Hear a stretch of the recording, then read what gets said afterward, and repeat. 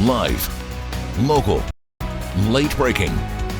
This is 4029 News at 5. The man suspected of killing 5 people, including 3 in Oklahoma, was in court today. So tonight, the sentence that he could face if found guilty.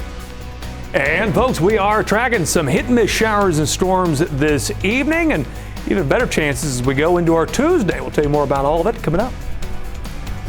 Rescue efforts in Texas push forward. Right now, the questions being raised about weather alerts. Let's begin the show with the weather and Chief Meteorologist Darby Bybee keeping an eye on some of the models this evening. And Darby, any showers or thunderstorms popping up out there right now?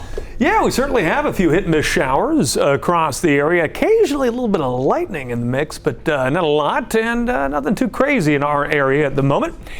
Just spotty stuff, spotty showers. Little one here that just kind of went through the Decatur area between Gravette and Centerton there, and another one there just south of Garfield, around Avoca, a few in Madison County, Carroll County, a little bit west of Fayetteville, 2 out towards Cincinnati area. Had one right over Clarksville, dumped some pretty heavy rain there, and another one between Lavaca and Charleston, a little bit closer maybe to Lavaca there, and not too far from Central City. A few others around Logan County, but again, very spotty. A little bit more activity in northeast Oklahoma and central Arkansas by comparison. We'll fill that in across our area through the evening hours. Temperatures upper 80s to mid 90s. It is hot, it is humid, plenty of instability to work with. So yeah, throughout the evening, you'll see a few of these hit and miss showers and storms. Be careful if you're driving down the interstate running into one of these. Slow down. That's the biggest concern with all this throughout the night tonight.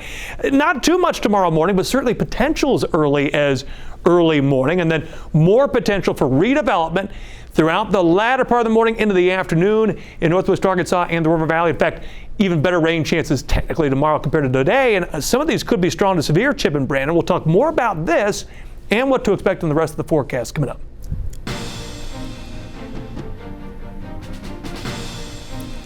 Search and rescue efforts are pushing forward in Texas today after flash flooding killed more than 90 people, including more than 24 girls at a summer camp. Yeah, now questions are being raised about the emergency alerts and whether federal cuts to the National Weather Service were at all to blame for it. Our White House correspondent Kayla Norwood is in Washington with that federal response.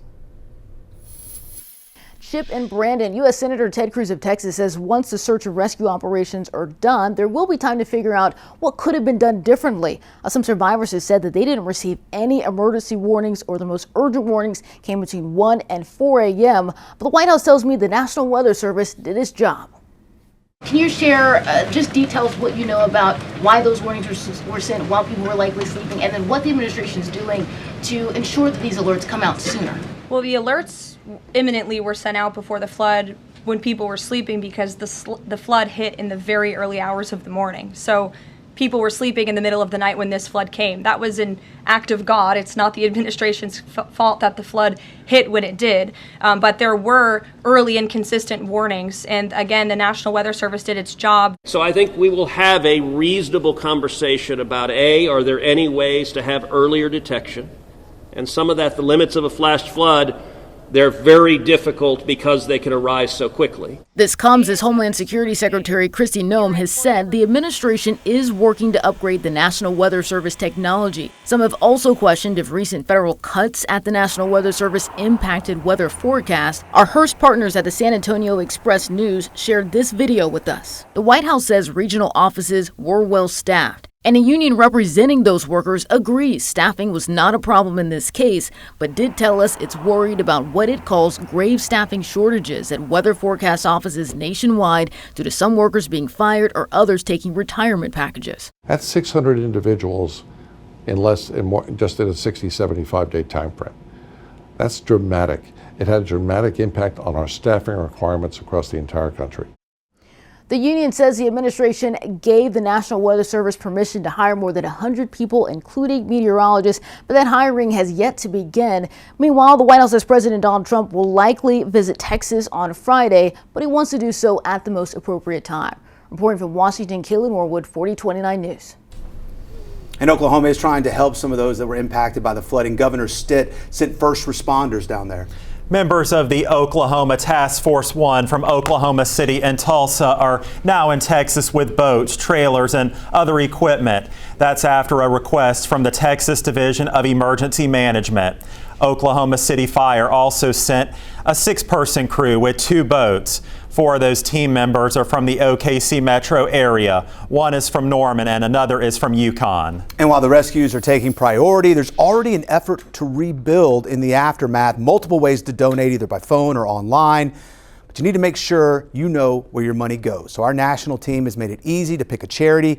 We also have a link to donate available on our website, 4029tv.com. And what you see on your screen is a QR code that you can scan that will take you to the article where you can donate. We turn to this now. Fayetteville police have arrested and accused a man of capital murder after the death of a 4-month-old baby girl.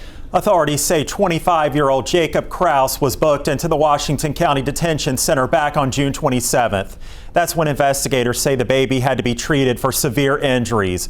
Officers say they originally arrested Kraus on suspicion of battery. That charge was then elevated when the girl died. His bond has been upgraded to $15 million. Well, Rogers City Council member Hayes Minor pleaded not guilty to DWI in court today. He made the plea in the Fayetteville District Court. He also served as the Rogers police chief before retiring in 2021. He's scheduled to be in court August 7th at 9 a.m. A man accused of pushing his grandfather into a fire is now temporarily under the guardianship of his parents. According to a probable cause report, 23-year-old Jay Simmerman was arrested last month. Simmerman's grandmother told police that he was running around the house naked, ranting about his family being artificial intelligence. A witness said she saw Simmerman's grandfather on fire, on the ground, and Simmerman stomping on him. His final guardianship hearing is set for October the 1st. Well, tonight a man suspected of killing at least 5 people across 2 states was back in court where he's charged in the murder of the deaths of 3 people in Oklahoma. And 4029's Brett Rains was inside the Sequoyah County courtroom today for the latest in the Stacey Lee Drake case. Today's court hearing only lasted a few minutes here in Sequoyah County. Stacey Drake's attorneys entered not guilty pleas to amended charges that could result in the death penalty if he's convicted of murder. Stacey Drake was once again arraigned in Sequoyah County District Court. Right now in Oklahoma, he's charged with 3 counts of first-degree murder, robbery with a dangerous weapon, possessing a stolen vehicle, and having a pattern of committing criminal offenses. Drake is accused of causing the deaths of Tara Underwood and Taylor Sharp. They worked at LaFerry's Propane in Gans, Oklahoma. Underwood's fiancé found them dead inside the business on June 18th last year. Drake is also charged for the death of Philip Emerson in El Reno in Canadian County, about 30 miles outside of Oklahoma City. Emerson was found shot inside his home 2 days before Underwood and Sharp were killed. We asked Drake about the deaths once he was in police custody. What do you say to the kids of Tara Underwood and Taylor Sharp? Anything? And after Monday's court hearing, we asked again. Mr. Drake, anything you'd like to say this time? Police found Underwood's white SUV outside a motel in Morrilton, Arkansas. During a preliminary court hearing in May, an Arkansas State Police investigator testified that they found a disassembled handgun in the woods. An investigator from Jefferson County, Alabama, then testified that the gun belonged to Quindarius Young, who was found dead in an abandoned building on May 15, 2024 in Fairfield, Alabama. Drake is a suspect in that death. He's also accused of shooting and killing another Alabama man. It happened outside of a building that's used for Alcoholics Anonymous meetings. According to court records, Drake was previously convicted of aggravated assault, burglary, and armed robbery in Arizona. In 2010, he was found guilty of using a gun to commit a carjacking in Alabama. And if convicted of murder in Oklahoma, prosecutors are asking for the death penalty. Drake is due back in Sequoyah County District Court on September 8th for a status update about the case. In Sallisaw, Brett Rains, 4029 News. Authorities say a man with a rifle and tactical gear opened fire on law enforcement officers today at a Border Patrol facility in McAllen, Texas. So the gunman was shot and killed during an exchange of fire with Border Patrol and local police. 1 officer was shot. Several officers were injured. I cannot tell you how many rounds were fired from the suspect, specifically that is, but there were many dozens of rounds fired by the suspect towards a building and towards agents in that building. The officer who was shot is being treated and is expected to be okay. The FBI is now leading the investigation. And today, the Justice Department stated there is no evidence that accused sex trafficker Jeffrey Epstein kept a client list or was murdered. Now, this comes after months of hints of an impending release of new information. Now, the government says Epstein died by suicide in 2019 while awaiting trial on federal sex trafficking charges. Ahead of a looming trade deadline this week, the Trump administration warned countries they need to make deals with the U.S. or their tariffs will go back to higher rates. Yeah, so today the president actually sent letters to leaders of foreign countries outlining his plan. Now, he says starting August 1st, he's going to charge both Japan and South Korea to see a 25% tariff on all products sent to the U.S. The administration, the president, and his trade team want to cut the best deals for the American people and the American worker. Now, so far, the White House has only announced the framework of a deal with the United Kingdom, and President Trump says there is a deal in place with Vietnam. Now, the Treasury Secretary says several trade announcements expected in the next 48 hours.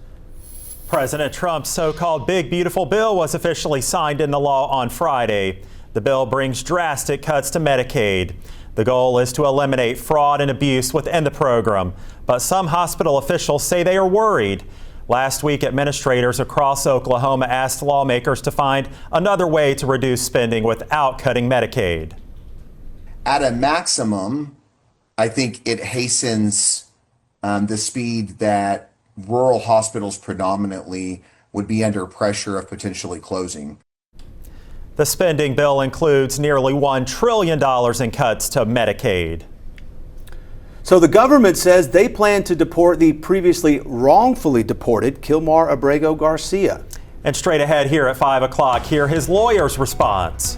Hey, let's take a live look outside. Stick around because when we come back, Darby's got that extended forecast, including plenty of chances for rain.